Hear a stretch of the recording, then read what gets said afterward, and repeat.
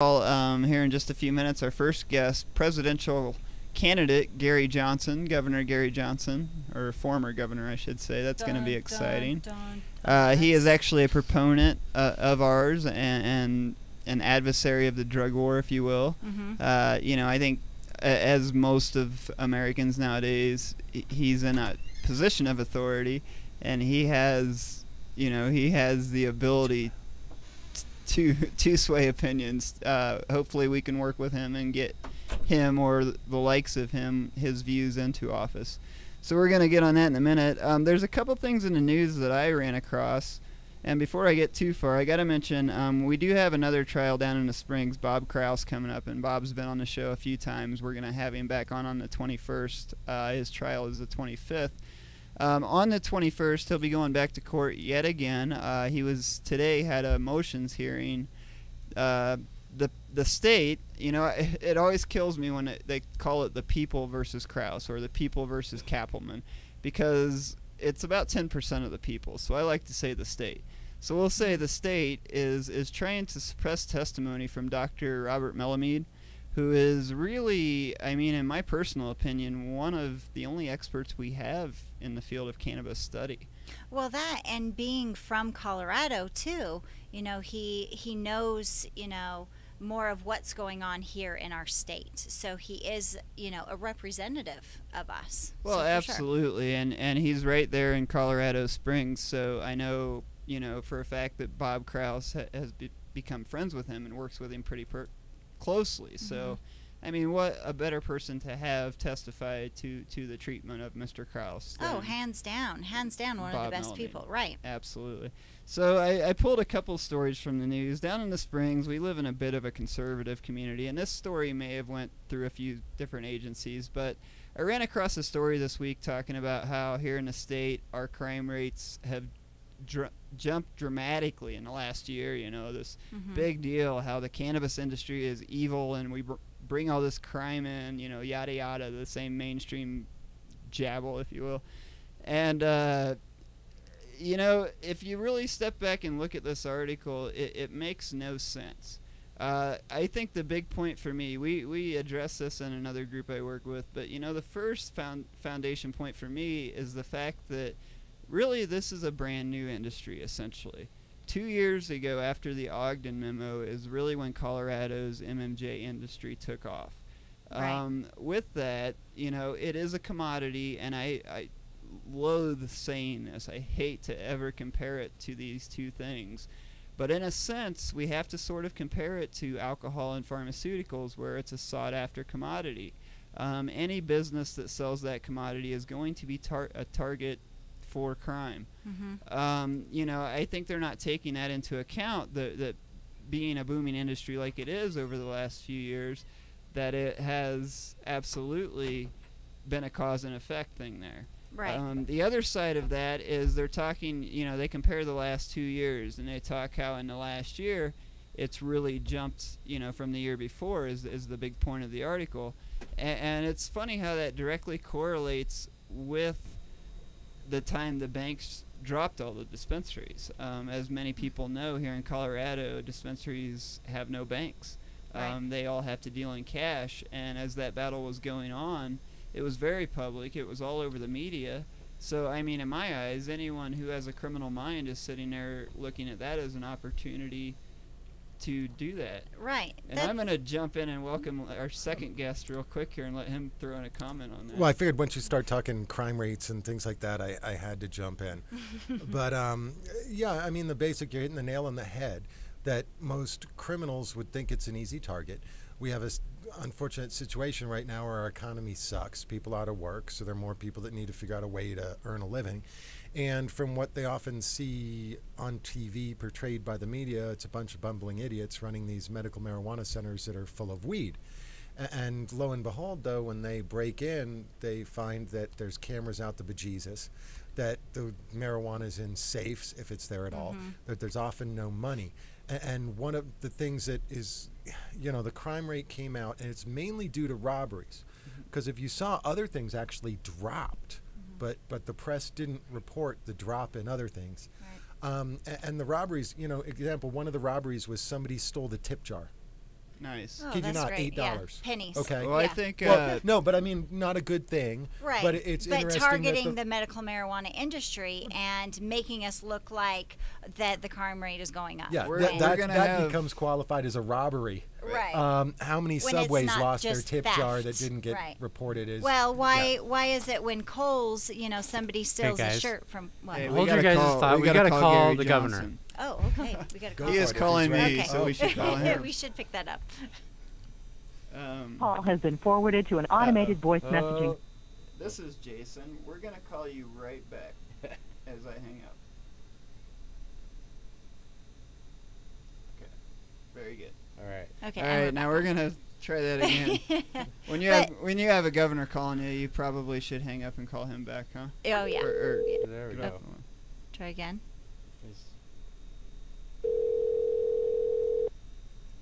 Hi, this is Gary. Hey Gary, you're here with Stickman and Laura and Warren Edson on iCannabis Radio. How are you tonight?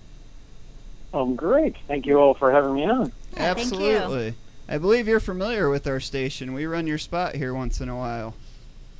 Well, and I got to be on with you guys before. You have. I admire you a lot.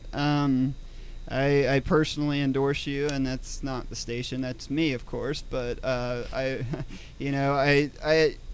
admire your courage and your stance on a lot of things. Obviously, we have a vested interest in your stance on drug policy, cannabis in particular. But we're going to digress from that and let you introduce yourself, as I like to do with all my guests, and really start with your background. I like folks to know who we're talking to. Well, so I have been an entrepreneur my entire life. I started a one-man handyman business in Albuquerque in 1974, and actually grew that business to employ over 1,000 people in Albuquerque. I'm also an athlete. I've been an athlete my entire life. I remain an athlete.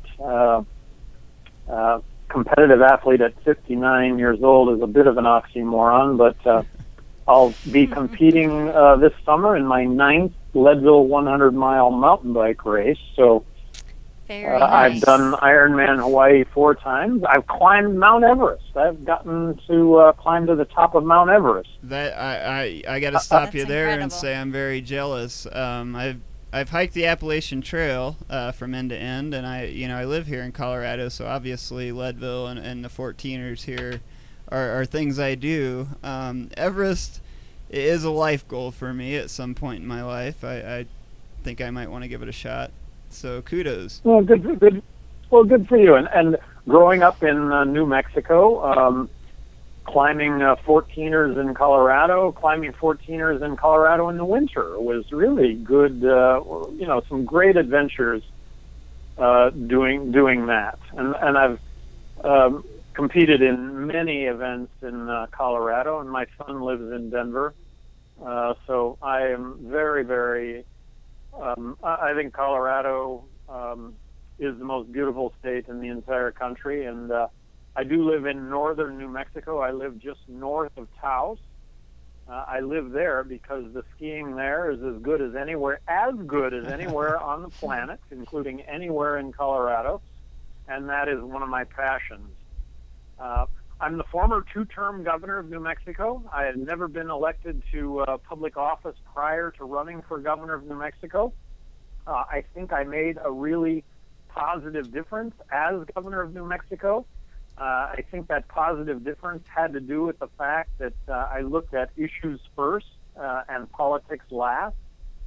And I like to point out that in a state that's 2-to-1 Democrat, New Mexico, I got reelected as a Republican for a second term. And I really made a name for myself when it came to dollars and cents. I think I was the penny pinchiest governor of any state. I vetoed a lot of legislation while I was governor of New Mexico, which really simply was about how are we spending our tax dollars and are we spending them as wisely as we might.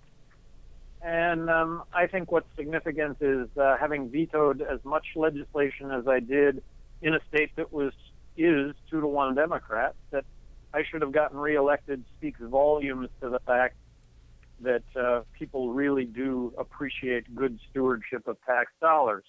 Now, I'm the Libertarian nominee for President of the United States. I'm going to be one of 3 candidates on the ballot in all 50 states. You're probably familiar with the other 2. That would be Obama and Romney. But I'm the only candidate among the 3 that wants to not bomb. I do not want to bomb Iran. I'm the only one out of 3 that wants to get out of Afghanistan tomorrow. Bring the troops home tomorrow. I'm the only candidate that is really genuinely talking about marriage equality, believing that it is a constitutionally guaranteed right, similar to the civil rights in the 60s. I'm the only candidate that wants to end the drug wars.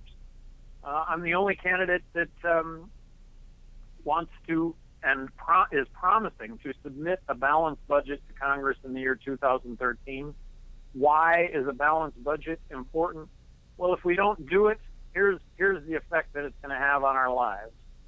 A Coca-Cola right now, 16-ounce Coke that costs you $1.50 or $2 is going to cost you $100 if we don't get this budget under control. Sure. That's going to be the ramification of continuing to borrow and spend and print money to the tune of 43 cents out of every dollar that we are spending.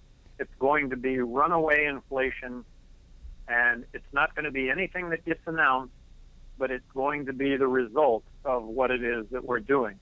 And that will be some really ugly times for America. We can prevent that, but we need to do it now. We need to fix it now. And that's going to involve a mutual sacrifice on all of our parts. Well, so back to my being governor of New Mexico, I think most important is equality, that we all treat each other equally, that we all have an equal shot at the American dream. Absolutely. I want to ask you to digress just for 1 second. And, I think you hit on a couple points there that could tie in together, in my opinion, and I want to get your opinion on it. Balancing the budget, our military spending, in my personal opinion, is out of control. You mentioned previously, before that you plan to pull the troops out of these wars that we're in. I guess it's a 2-part question. First being, how easy do you feel that would be? My personal opinion is I feel we should spend more or concentrate our military forces more at home and not interfere as much as we do abroad. That kind of leading into the second question. Do you think in doing so, in ending these unjust wars, that will balance the budget or will be a big chunk of balancing the budget? Well, it's about a third of the budget equation, but we need to cut. I am proposing a 43% reduction in military spending. A 43% reduction in we need to cut spending by $1.4 trillion a year. When it comes to military spending, a 43% reduction in military spending would be approximately $400 billion a year. And here's how a reduction in military spending goes down, or happens, is a reduction in nuclear warheads from 2,300 to 500. We don't need to blow up the planet 10 times. Fewer times will do. We need to reduce our military footprint on the planet. That would be the bases that we have throughout the world. That would be the military personnel that we have on the ground in Europe, in Japan, in South Korea, in Great Britain. That would be the military in uniform. It would be the civilian support staff that goes along with that. It would be extricating ourselves from all of the current military engagements that we are currently engaged in. It would be research and development, and it would be intelligence. Those are the components, the 7 components that make up military spending. Absolutely, and I think you just basically answered, how much money that's going to save our country. Thank you for showing common sense on that issue. We could hit on every issue. I mean, equal rights is something I'd love to talk about real quick before we talk about the drug war a little bit. My other half was part of the We Are Women March here in Colorado, and there absolutely is, you know, whether people choose to realize it or not, in legislative terms, there is a war on women in our country. You know, we see legislation all the time trying to be pushed through to take away rights of ladies. You know, I have 2 female co-hosts and a lot of ladies, women in my life that, you know, I have to stand up for those rights. You know, what's your stance on the issues going on there? Well, if you take abortion as clearly a woman's rights issue, I absolutely fundamentally support a woman's right to choose. To say anything otherwise, in my opinion, is just wrong. Difficult decision when it comes to abortion, absolutely unbelievably difficult decision, but a decision that only should be borne by the woman that is involved. Absolutely. And yes, I would agree that there is a war on women. Thank you. There's a lot of ladies in my life that will be happy to hear you say that. So let's jump right in. It takes, as I said sort of in the intro, you know, it takes a lot of courage for any of us to stand up against the drug war, even with the polls showing, you know, that the strong majority of our population at least sees fault in our drug policy and a need for a shift. That being said, to start from the beginning again, what opened your eyes, and initially, have you always had this stance towards drug policy, or was there a specific, you know, time or event that changed this for you? Well, growing up, I smoked marijuana. That is something that I did. And smoking marijuana, for me, was a much better alternative than drinking. I don't drink today, I don't smoke pot today, but based on my experience, marijuana is much safer than alcohol. Based on my own experience, I'm one of 100 million Americans who have smoked marijuana. I don't consider myself a criminal, and yet under the laws of this country, I have engaged in criminal activity smoking marijuana. Well, I don't fundamentally, I don't think that 100 million Americans belong behind bars. And so fundamentally, I come at this from the standpoint of what we're doing isn't right.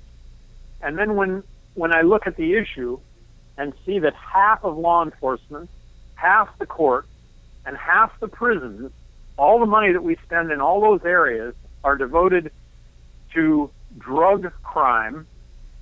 And what are we getting for that? That we're arresting 1.8 million people a year in this country on drug-related crime, and that we have the highest incarceration rate of any country in the world, 2.3 million people. And to what end? I have come to the conclusion that 90% of the drug problem is prohibition-related, not use-related. That is not to discount the problems with use and abuse, but that should be the focus. It is never going to be legal to smoke pot, become impaired, and get behind the wheel of a car or do harm to others, similar to alcohol. But that ought to be the criteria. So I am really encouraged by the ballot initiative in Colorado to regulate marijuana like alcohol. I think Colorado has the opportunity here to be the first of 50 dominoes to fall when it comes to rational drug policy nationwide. Well, and I really believe that Colorado has this opportunity, and I'm really thinking it is going to happen in November. So part of the reason I'm on here tonight is just to applaud everyone that's listening to your station. And you mentioned it earlier, 50% of Americans right now support legalizing marijuana, if not more. What's the reason for it? It's because we're talking about it in unprecedented conversations, in unprecedented numbers. Sure. And the more we talk about it, the better the issue does. So Well, thanks for an opportunity to be on here to talk about it. Yeah, and absolutely. And just to let you know, I know you had spoken with Jason before from the station here. He probably mentioned that he was one of the authors of our hemp bill here, the phyto remediation bill. The governor actually signed that Monday night, so we're now the first state in the United States legally allowed to grow industrial hemp in any form, at least under state law. So that's great. Yeah, we're terrific. Definitely knocking down the dominoes. I know we're running a little short on time here. I guess want to point out too, what you're talking about. I've actually, you may not see us on screen here, but I'm wearing a tie. I'm not really that guy. I've been in court all week with our co-host, my co-host. She is facing felony possession and cultivation charges here in El Paso County, Colorado Springs. She is my caregiver as well, and provides everything you could ever ask for. And the state came in and lumped. Well, let me digress. There was a broken meter, and that triggers questions. So they summoned in I believe $7 million Homeland Security plane from the Canadian border to do a flyover, and decided not to do anything. Well, people threw a fit once that got out to the media, so they came in and arrested Elisa, charged her with this, claiming she was over her plant count and they didn't find recommendations. Well, when they went into her grow, as it was shown in court today, her patient's records box was left on the table, and what happened was the police moved it back behind a heater in a corner, and claimed they never found it. So that just to show you, that is where we're at with this drug war. These are the absurd things that we are trying in our courts, that we're spending taxpayer money on. In the course of this week, I watched a child molester walk right out the door. And here we are 5 days in, or 5 days in now, to Elisa's trial, and still with no end, So, Mr. Johnson... I completely concur. The fact that we think we're getting better when the reality is it's not getting better at all. There are still all these arrests happening, and tens of millions of Americans have been subject to the criminal justice system because of our marijuana laws. In the last 40 years, there have been 45 million arrests on drug-related crime. Yeah, it's ridiculous. When 60% of our prison population is non-violent drug offenders, we need to take a serious look at what we're doing. In my opinion, I know we've got just a couple more minutes here. I'm trying to watch the clock for you. We're feeding a private prison industry. I see, for me personally, the drug war all ties into so much. With this passage of the industrial hemp bill, I see this as a huge step. What we have to do is find a replacement industry. We know how stockholders are. They have to have their money somewhere. We can't keep going down this road of throwing our citizens in prison and having countries like China calling us out for human rights. I think the direction we need to go is we need to look for things like hemp, where we can produce, instantly create millions of jobs and produce, go back to producing 85% of what we use from hemp. So kudos on what you're doing again, and, definitely keep up the great work, and you've got our support here at Overgrow the Radio. We'd love to get you back on a couple times before the election, get you some more votes. Great. I'll hold you to that promise, and thank you all for your activism, and great being with you all. Absolutely. And we'll talk to you later. Real quick, can you give folks your website so they can find you and get more information? Yeah, GaryJohnson2012.com, and I would love for you all to do me a favor, and that would be to look at our latest ad that we came out with yesterday, and that would be YouTube, and that would be Gary Johnson. How about you becoming a libertarian? Just take a look at it and tell me what you all think. Right nice. On, sir. All right. Is there actually a time where you're going to be here in Colorado? Or a date? I don't have my schedule to be able to tell you when that's going to be, but absolutely, I am in and out of Colorado all the time. Great. We'll we get would you love back to in. know. Yeah, we would love to know so we, as a community, can come out and support you and actually be there physically with you to support you. Well, terrific. I'll hold you to that one, too. Absolutely, sir. All right. Well, enjoy the rest of your Thank evening. you all very much. Thank all right, thank you. Bye. All right, bye. We'll be right back here on Overgrow the Radio.